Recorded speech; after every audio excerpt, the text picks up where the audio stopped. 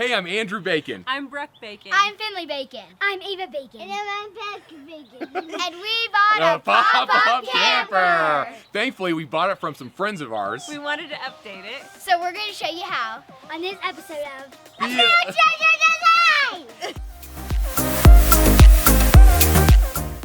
All right, welcome to part 3 of this multi-video series. So I'm starting it off by updating the stove assembly. So here I'm just taking everything apart, and then once I get that blue insert free, I want to trace it on top of my 3/4 inch maple plywood that I'm using. And next I'm going to cut it using my track saw to get it to size. I'm also using my track saw to cut the inside cut so I have a nice straight line. After I cut all of the cuts with my track saw, I grabbed my jigsaw to cut the inside corners as well as round off the outside corners. I then did the same thing with the dining table. I traced it and cut it, and now I'm routering around the edge just because that's going to be used so much. I want to make sure that edge is nice and smooth. I then flipped it over and did the backside. And then of course I sanded like an animal to get it nice and smooth. Next, I applied the same stain that I've been using in the camper, the same that I used with the galley countertop. I'm using it for the dining table as well as that little insert that goes around the stove. Okay, while I let the stain dry, I turned my attention to the dining table, and so I flipped it over and I took off the handle that was still in great shape, and then I took off all of the leg hardware. Once I removed all of the assembly, I grabbed some scrap 2x4s and placed it right back on top and screwed them in. This is so I didn't lose my place, as well as I wanted to have them mounted and in the air so that we could spray paint them easily.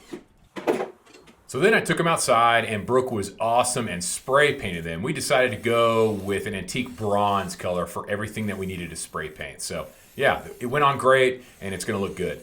Meanwhile, I turned my attention to creating a template for all of those holes so that I could transpose it to the new piece of wood that will now be the dining table. I just popped holes along the paper and I taped the paper together so that I could then take it over to the workbench, lay it on the table like you see here, and then poke those holes with my drill to get little pilot holes, and then basically make a nice road map so I could screw in the legs when they're done drying.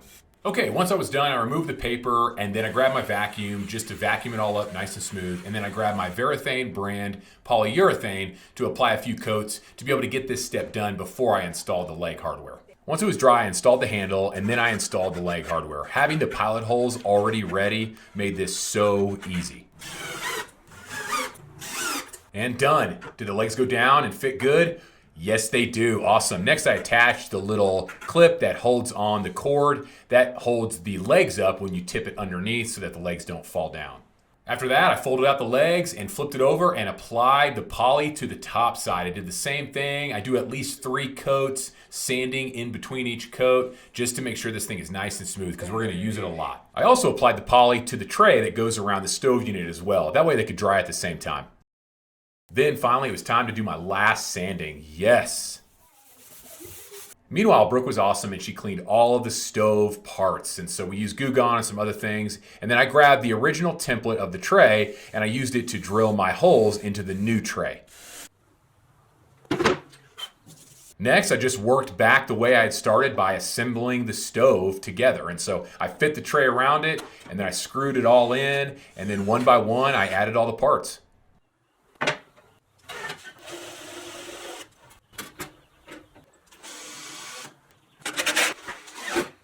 And we're done with the stove assembly. It's looking great, nice and clean. It's great to have that new piece of wood around it, just looking a little bit upgraded, and yeah, really happy with it. Then I took it into the pop-up just to see if it would fit.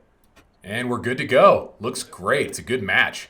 Meanwhile, Brooke has been rocking it with upgrading the pop-up camper curtains. So we took all of them down, we took off all the clips, and now she is re-sewing each clip to the new fabric that she picked, which is actually a shower curtain, believe it or not. So she's sewing these one at a time, which we felt like was the best option to replace the curtains. Here's what they look like when it's all done. It doesn't look fancy, but it doesn't need to. We just wanted them to be functional. So we're back in the pop-up, and we had to unscrew that little tab that holds them on, and then you slide them into the little groove. And then, yeah, this is how they work. It's super easy, and we're so glad that we sewed them in so that they could just go in and stay put when we pull them back and forth. when we need to have the covering or reduce the light into the camper. And so that's what it looks like. They slide right along. Very, very easy. Anyone can do this. So here Brooke's putting on one of the side curtains for the quote bedroom, the one mattress section. And then she does the other side, and so it comes in two parts there, so you can push one to each side. And yeah, these went on great. Put on the tab, and we're good to go. And here's what it looks like. There they go. We wanted them just low enough to hang below the mattress, and there's a single window, and we work our way around, and there's the galley window side. We've got two parts there, and then the other, quote, bedroom side as well. And so, yeah, we are stoked on how this turned out. Next, I spray painted that galley handle white. If you remember, it was pretty trashed, and so because this goes down onto the ground, it needs a plastic cover on it. So I bought some tubing, I cut it to length, and here I'm scoring down the middle so that I'm able to slide it around the metal. And so back in the camper, I'm putting it on. It goes on really easy. And yeah, it gives you something to grab onto, and then when I put it down against the floor, it's not gonna mark it up. Awesome. Next, we spray painted the heater vent the same color as the table legs, and then I spray painted the fire extinguisher housing, and yeah, those are all looking good and almost ready to install. This is such a fun part, getting to install the finished product. So I'm putting the fire extinguisher housing up. That looks great. And then I move over and install the heater vent assembly. And yeah, we're in business. Looks great. As you can see, I also installed the knobs to the cabinet doors. Meanwhile, Brooke was cleaning the vinyl inside with a magic eraser, believe it or not. This thing worked like a charm. Check it out, the difference between before and after. Man, that makes such an awesome difference. And so, yeah, there it is. You can see that. It's so clean. Love it. Outside, I had a couple things to do. We made sure the spare tire was inflated, and so I installed that. We also made sure we had a new propane tank, and I've got a new battery all ready to go. There were also some parts on the pop-up that were either missing or needed updating, and so I was able to order what I needed off of ColemanPopUpParts.com, which I'll link to below. And then I set out just making my repairs. This was a really fun part. Just updating a few odds and ends like this cable housing, as well as a few drain plugs and things like that.